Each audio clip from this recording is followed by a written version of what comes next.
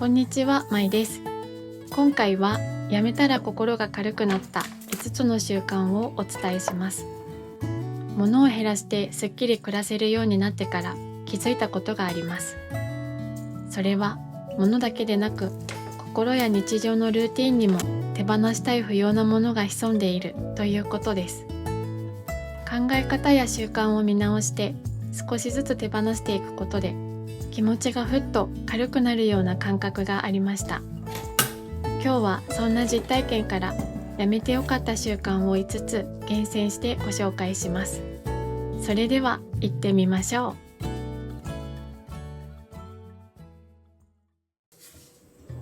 う。1つ目は、とりあえず買っておくをやめたです。安いから、セール中だから今のうちに買っておかないと。そんな風に何かと理由をつけてはついついお買い物かごに入れてしまうこともあると思います。私も以前はどうせ使うしと言いながら、まだ家にあるのに同じものをつい買い足していました。気づけばストックはたまる一方で、収納はいつもパンパン。片付けても物が減らない。そんな経験からミニマリズムを少しずつ取り入れるようになりました。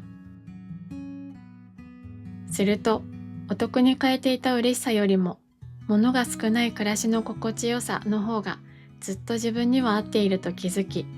今ではセールを見ても焦らなくなりました。ちょうど欲しかったものが安くなってたらラッキー。そんな風に思えるようになって、気持ちもすごく軽くなりました。もちろんセールに魅力を感じなくなったわけではありません。例えば、無印良品週間ではシャンプーやレトルト、Amazon セールではプロテインや日用品を買うと決めています。次のセールでこれを買おうと決めておくだけで、余計な買い物をせず、本当に必要なものだけを落ち着いて選べるようになりました。とりあえずで買うのをやめてみたら、家の中がすっきりと整い、ストックの量もちょうどいい加減でキープできています。また、無駄な出費も減って、気持ちにもゆとりが生まれるようになりました。2つ目は、スケジュールを詰め込みすぎることをやめたです。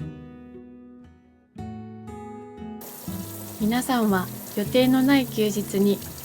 このままじゃ一日を無駄にしてしまうかもって思ったことはありませんか？私も以前はよくそう感じていました。何かしなきゃと思ってやることリストをたくさん書き出し、一日を有意義にしようと頑張っていました。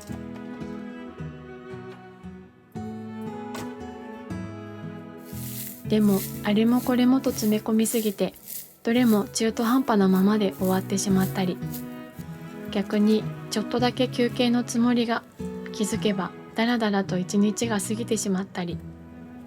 今日も何もできなかったと自己嫌悪になる日もありました。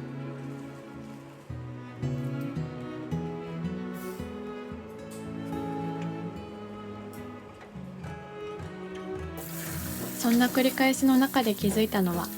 何かしなきゃと予定を詰め込むより、何もしない日をあえて作ることが心を整えてくれるということでした。やることリストは頑張りすぎず、程よく現実的に。そして時には、今日は何も予定を入れないと決める。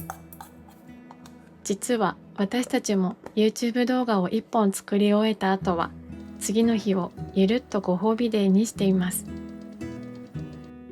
何もしなくてもいいという時間があることで、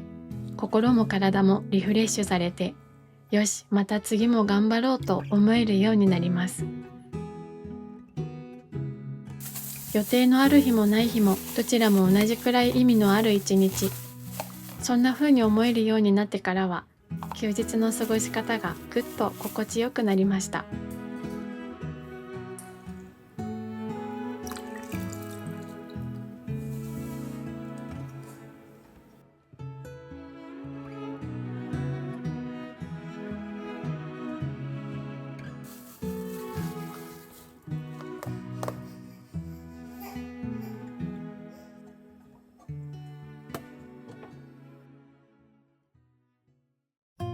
3つ目は SNS をつい見てしまうのをやめたです。スマホはとても便利で、今や暮らしに欠かせない存在です。手のひらにあるだけで魅力的な情報が次々と届きます。ふとした隙間時間につい手に取ってしまって、気づけばショート動画を次々スワイプし、ちょっとだけのつもりが30分、1時間と過ぎてしまうこともありました。もうやめておこう、でもまだ見たいと心の中で葛藤しながら、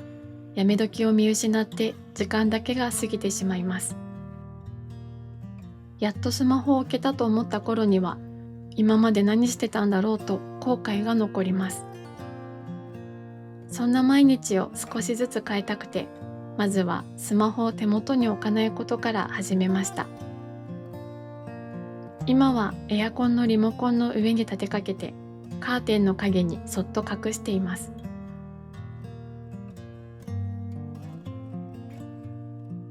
ここなら充電もできるし、視界にも入らないので、私にとってはベストな場所となりました。アプリの通知も連絡ツール以外はすべてオフにしています。中でも X は見た後にモヤモヤすることが多かったので、1日5分と制限時間を設けています。そんな工夫を重ねるうちに、1日5時間ほどあったスマホの使用時間が、今では2時間ほどになりました。空いた時間で本を読んだり、ストレッチをしたり、少しずつ自分のための時間が戻ってきた気がします。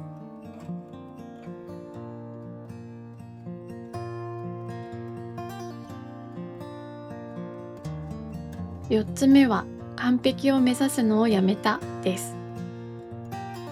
朝起きてお弁当を作って、洗濯物を干して仕事に行って、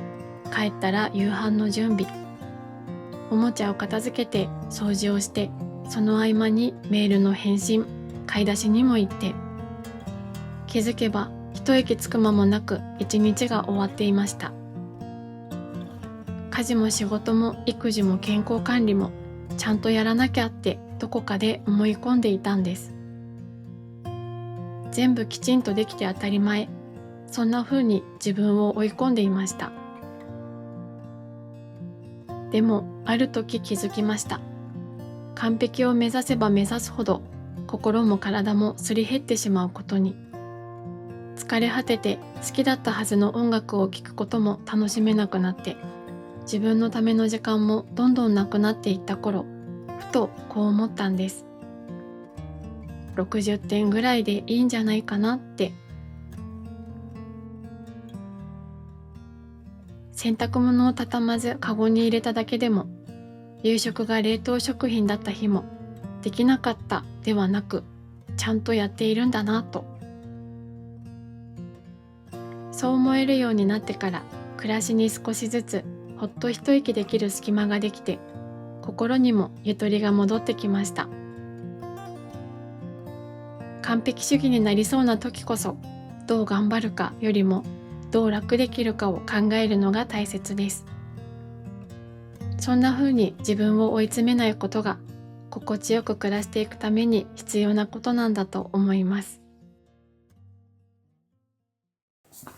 5つ目は、過去の後悔をやめたです。もしあの時違う道を選んでいたら、そんな風に過去の選択を悔やんで、もやもやとした気持ちに包まれていた時期がありました。目の前にはこれまでの経験を生かせるような大きなチャンスがあっても、自分の判断で手放した私は、本当にこれで良かったのかと後悔が押し寄せることもありました。しかし、どれだけ悔やんでも時間は巻き戻せません。もしあの時に戻ったとしても、きっと私はまた同じ選択をしていた気がします。後悔しようと思えばいくらでもできる。でも、そんな風に過ごす毎日はやっぱり苦しいものです。それならいっそ、心に溜まっていた後悔というしこりを少しずつ取り除いていこう、そんな風に考えるようになりました。それからは、これからどうしたい？今日何ができる？そうやって過去ではなく、これからに目を向けるようにしてみました。そうすると、不思議とあの時の選択も、これで良かったんだと思えるようになってきました。過去の選択は変えられないけれど、これからの選択は今日からでも変えていける。そう思えるようになってから、後悔に引きずられることがだんだんと少なくなっていき、心もずっと軽くなりました。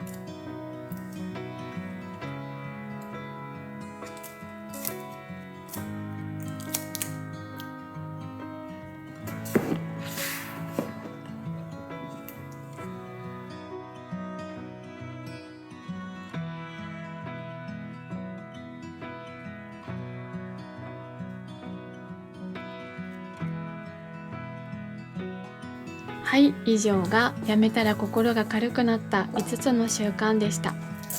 物を手放すように心や毎日の小さな習慣も見直してみると、思っていた以上に気持ちが軽くなることがあります。もし一つでもやってみようかなと思えることがあったら、ぜひ今日から無理のない範囲で取り入れてみてください。この動画が面白かったよ、参考になったよと思っていただけたら、グッドボタン、チャンネル登録、コメントいただけると嬉しいです。最後までご視聴いただきありがとうございました。また次の動画でお会いしましょう。